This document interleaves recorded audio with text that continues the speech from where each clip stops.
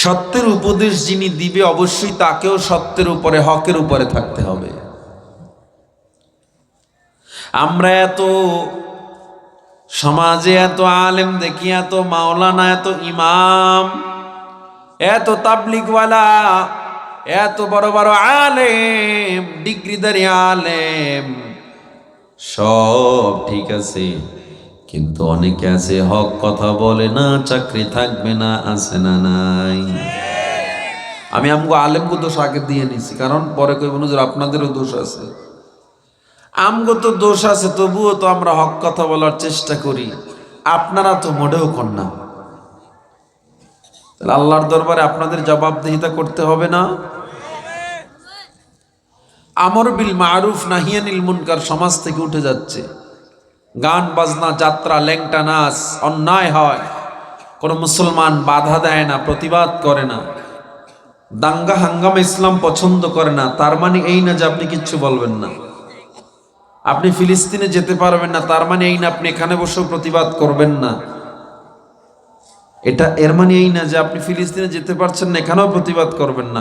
অন্তত এখানে দাঁড়াই হলেও প্রতিবাদ করে আল্লাহকে খুশি করার জন্য, আল্লাহ দেখেন আমরা মুসলমানের পক্ষে আছি, এতটুকু তো করা যাইতো, তাও করেন না। নাস্তিকরা নবীকে গালি দেয়, ওলামায়ে কেরাম মার খায়, জেলে যায়, মরে, আপনাদের খবর নাই। কেন? নবী কি আমাদের একার না, আপনাদেরও? নবীজি কি বলেছেন? বুখারীর হাদিস, লা ইউমিনু আহাদুকুম হাত্তা আকুনা আহাব্বা ইলাইহি মিন ওয়ালিদিহি ওয়া ওয়ালাদিহি ওয়ান নাসি আজমাইন। তুমি মুমিন হতে পারবে না যতক্ষণ না পর্যন্ত তোমার মা বাবা, সন্তান এবং সমগ্র মানুষের চেয়ে আমি নবীকে বেশি ভালো না বাসবা। তাহলে মা বাবার দাম বেশি না নবীজির দাম বেশি? হ্যাঁ? মাকে গালি দিলে আপনার মন খারাপ হয়, হয় না? বাবাকে গালি দিলে মন খারাপ হয়। তাই মা বাবার চেয়ে নবীর দাম যদি বেশি হয়, আর মুমিন যদি হতে হয়, নবীর মোহাব্বত বেশি থাকা লাগবে। কিন্তু নবীরে গালি দিলে মন খারাপ যদি না হয়, এখনো পরিপূর্ণ মুমিন হতে পারি? এটা বুঝা এরপরে কাজ করবে। হ্যাঁ মুসলমান ইমানদার, 3 নম্বরের কোন ওয়াতাওয়াসাউ বিল হক, সত্যের উপদেশ দাও। আল হক্কু মুররুন, সত্য তিতা, হকের উপরে থাকো, হক কথা বলো। কালোরে কালো বলো, সাদারে সাদা বলো, লালকে লাল বলো, এটার নাম হলো মুসলমানিত্ব। কিন্তু নিজে নিজে যত বড় আউলিয়ার, যত বড় পীর দাবি করো, ওই খানকায় বসে বসে চিন্তা করো, বা ময়দানে আমার যাওয়ার দায়িত্ব না। তুমি যত বড় আল্লাহওয়ালা হও, যত বড় আল্লাহ নবীর আশেক দাবি করো, ময়দানে তোমারে পাওয়া যায় না, অন্যায়ের প্রতিবাদে তোমারে পাওয়া যায় না।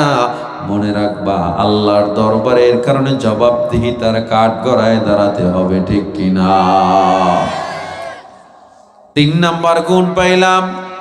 4 নাম্বারের কোন ওয়াতাওয়াসাউ বিস সাবর, 4 নাম্বারের গুণ ধৈর্য। ধৈর্য যার মধ্যে নাই, তার মধ্যে একটা জিনিস আল্লাহ নবী জানায় দেয়, যার ধৈর্য যত বেশি, ওই বান্দা জান্নাতের তত কাছাকাছি।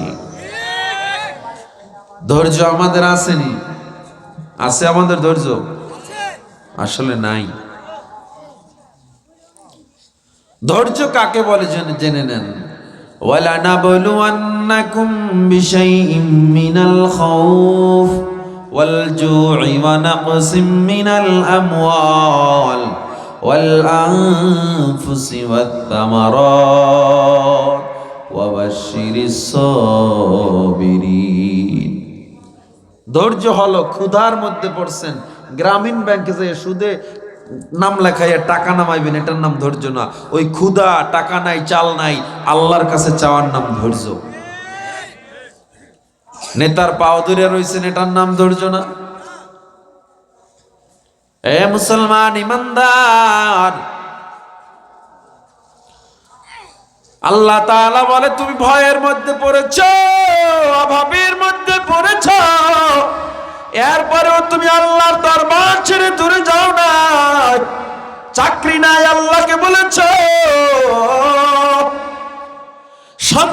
বিয়ে হয় না, তোমার চাকরি নাই, ব্যবসায় সমস্যা, তোমার চাকরিতে সমস্যা, তোমার ঋণে জর্জরিত হয়ে গেছো, কই যাব? কয় যায় নামাজ আছে, যায় নামাজটা বিছায়া দাও। আল্লাহর দরবারে কপালটা ঠেকাইয়া যদি ডেকে বলো, রে মালিক, আমার মতো গুনাহগার কেউ নাই, আমার মতো নাফরমান কেউ নাই, ও আল্লাহ তুমি আমার গুনাহ ক্ষমা করে দাও, আমার বিপদগুলো দূর করে দাও। আল্লাহ নবী বলেন, ওই চোখের পানি নাকের ডগায় আসার আগে আমার আল্লাহ দোয়া কবুল করে নেয়। ধৈর্য এমন এক গুণের নাম, আল্লাহ নবীর একজন সাহাবা দেখতে এত কালো, এত অসুন্দর, বয়স হয়ে গেছে, বিয়া হয় না। আল্লাহ নবীর কাছে গিয়া কয়, ও নবী আমার, মদিনার কোন মেয়ের আমায় পছন্দ করে না, কালো মেয়েটা পর্যন্ত আমারে পছন্দ করে না। ও নবী, আমি এত নগণ্য, আমার বাড়ি নাই, ঘর নাই, আল্লাহ কি আমারে পছন্দ করে নাকি? আল্লাহ নবী বলেন, সাদ, আল্লাহ কারো গায়ের কালার দেখা ইমানদার নির্ণয় করেন না। আমার মনে হয় তুমিও জান্নাতে যাবা, খেয়াল কইরেন। আর তুমি বলছো বিবাহ হয় না, আমি নবী বললাম মদিনার সর্বশ্রেষ্ঠ সুন্দরী তোমার বউ হবে। সুবহানাল্লাহ। মদিনার সর্বশ্রেষ্ঠ সুন্দরী তোমার বিবি। সাহাবায়ে কেরাম অবাক,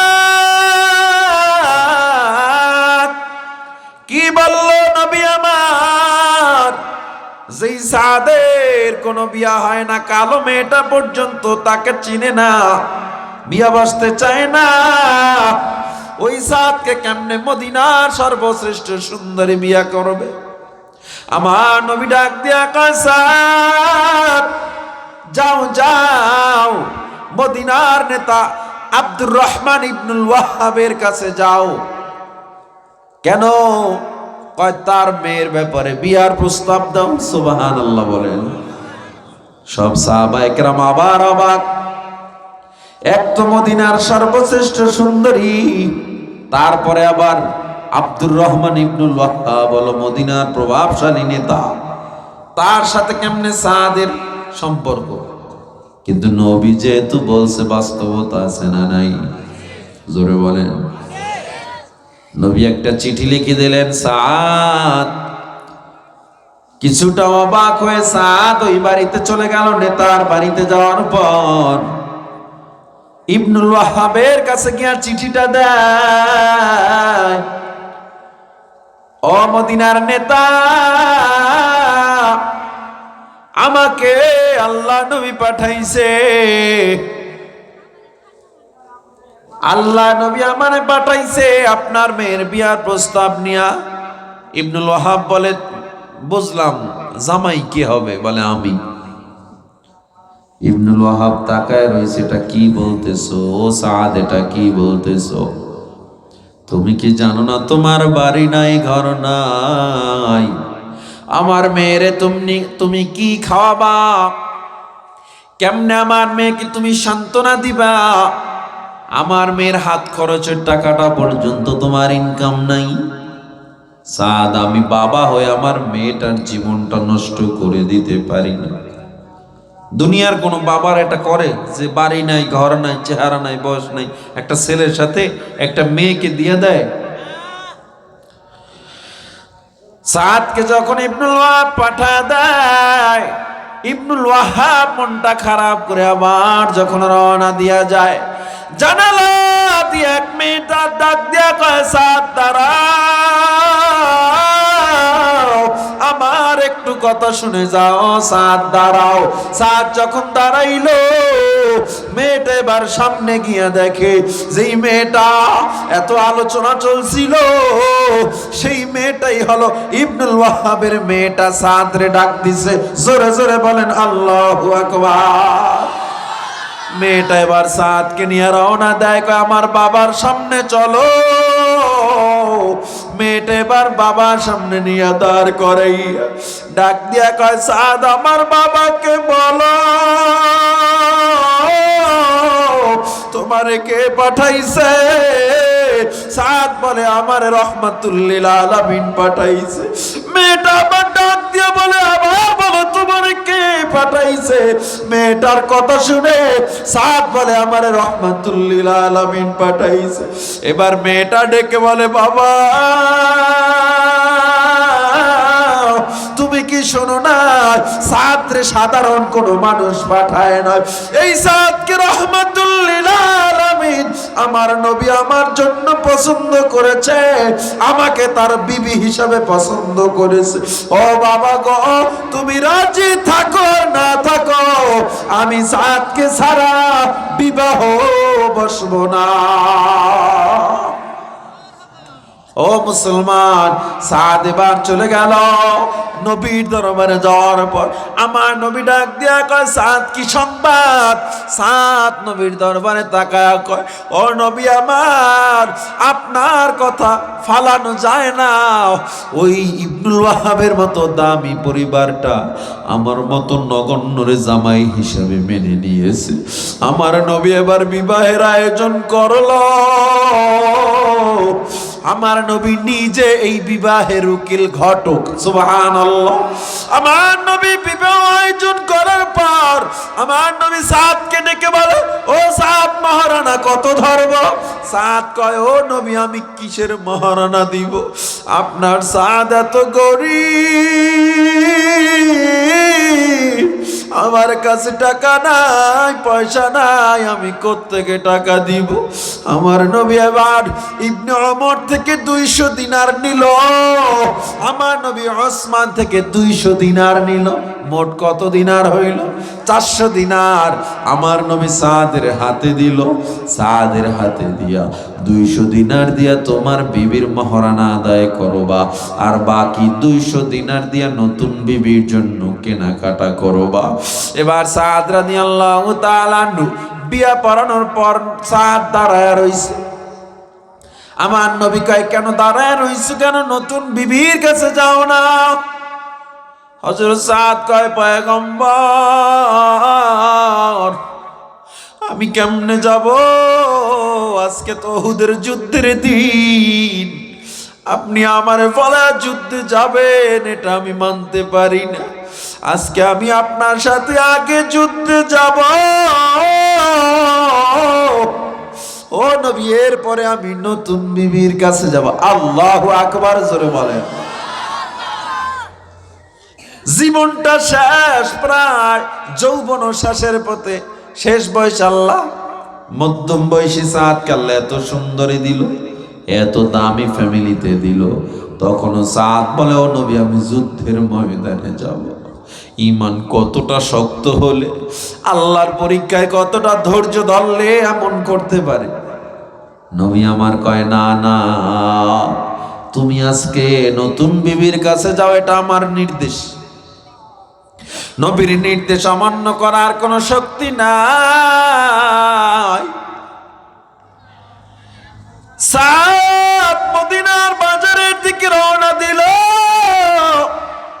নবী আমার যুদ্ধের ময়দানে রওনা দিলেন। সাদ মদিনার বাজারে যায়।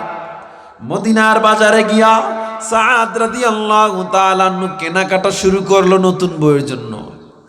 নবী আমার এদিকে যুদ্ধ শুরু করে দিলেন। আমার নবী যুদ্ধ করতেছে, সাদ কেনাকাটা করতেছে। যুদ্ধ চলতেছে উহুদে, এদিকে মদিনায় সাদ কেনাকাটা করতেছে। কেনাকাটা করা শেষ। সাদ যখন দিনারগুলো দিবে, হঠাৎ মদিনার বাজারে আওয়াজ,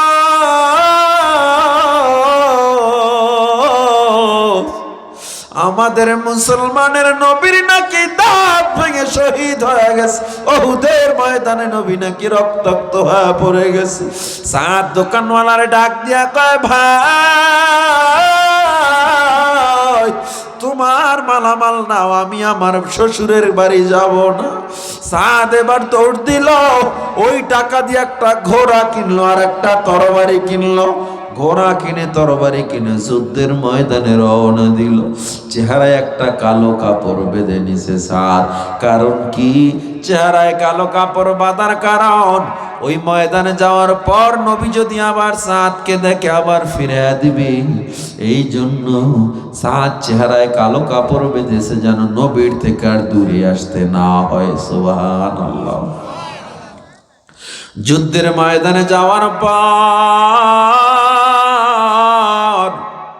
ওই যুদ্ধের ময়দানে যখন যায়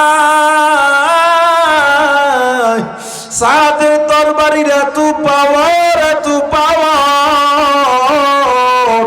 মনে হয় যেন তরবারিটা ছড়ির মতো ঘুরতেছে। সাদের তরবারিতে মনে হয় আগুন লেগে গেছে, এত পাওয়ার। সাদ যুদ্ধ করতেছে, এদিকে নবী আমার রক্তাক্ত। নবীর গায়ে বেঈমানরা তীর মারা শুরু করলো। তলহা রাদিয়াল্লাহু তাআলা লাফ দিয়ে যায় নবীরে জড়ায়া ধরছে। আমার নবীর গায়ে যেদিক থেকে তীর আসে তলহা সেদিকে তার বুকটারে ঘুরায়া দেয়। যেদিক থেকে তীর আসে তলহা তার বুকটারে ঘুরায়া দেয়। সেদিন তলহার গায়ে একটা দুইটা তীর না 70টা তীর বর্ষার আঘাত লেগে যায়। তলহা যখন দাঁড়ানো, আমার নবী কয় তলহা একটা তীরের আঘাত মানুষ সহ্য করতে পারে না, তুমি 70 তীর বর্ষার আঘাত নিয়ে কেমনে দাঁড়া রইছ? আমার নবীরে তলহা টান দিয়া কাঁধে উঠায়া ফেললো। এক তীরের আঘাতে মানুষ দাঁড়াতে পারে না, 70টা তীরের আঘাত নিয়ে তলহা নবীরে আবার কাঁধে তুলে পাহাড়ের উপরে চলে গিয়ে নবীকে একটা নিরাপত্তার জায়গায় রেখে দেয়। জোরে কোন সুবহানাল্লাহ। আমার নবী তখন ডাক দিয়া কয় তলহা তোমার কি কষ্ট হয় না? তলহা কয় মায়ার নবী আমার কেন কষ্ট হবে? ও নবী আপনার গায়ে তীর যেন না লাগে। আমি তলহার তো বড় সৌভাগ্য, আমার জীবন দিয়ে আমি আপনার হেফাজত করতে পারতেছি। তবে নবী আমার মনে একটা কষ্ট। ও নবী আল্লাহ আলী আন্নালি নাফসান ওয়াহিদা, আল্লাহ আমার একটা জীবন কেন দিল? আজকে যদি আমার কাছে 100 জীবন থাকতো, এই 100 জীবন আমি আপনার রাস্তায় কোরবানি করে দিতাম। এ মুসলমান ইমানদার, এদিকে নবী আমার তাকায় দেখে যুদ্ধের ময়দানে কালো চেহারায় কাপড় বেঁধে কে যেন যুদ্ধ করতেছে। হযরত আলীকে নবী আমার ডেকে বলে আলী, ও আলী, কে এমন সাহাবা যেই সাহাবীর চোখ দুইটা দেখা যায় যুদ্ধের ময়দানে জীবনের মায়া ত্যাগ করে লড়াই করতেছে। যুদ্ধ প্রায় শেষ, কিন্তু এখনো সাদ রাদিয়াল্লাহু তাআলা যুদ্ধ করতেছে। বেঈমানরা তার সামনে দাঁড়াতেই পারে না। এক বেঈমান সাদের বুক বরাবর একটা তীর মেরে দিছে। তীরটি এসে সাদের কলিজার মধ্যে ঢুকে পড়ছে। সাদ ঘোড়ার পিঠ থেকে জমিনে পড়ে ছটফট করা শুরু করছে। ওই দূরের পাহাড় থেকে নবী তাকায় রয়েছে, কে এই সাহাবাটা?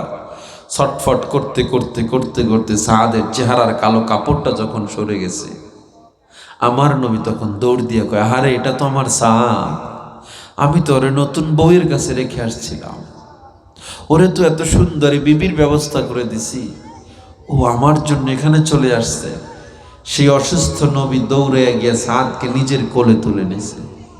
নিজের কোলে তুলে নবী মাথা মোছায় দিতেছে, পানি দিতেছে, আর কয় সাদ কি কাজটা করলি, দেখ তোর জীবনটা এখন শেষ হয়ে যাচ্ছে।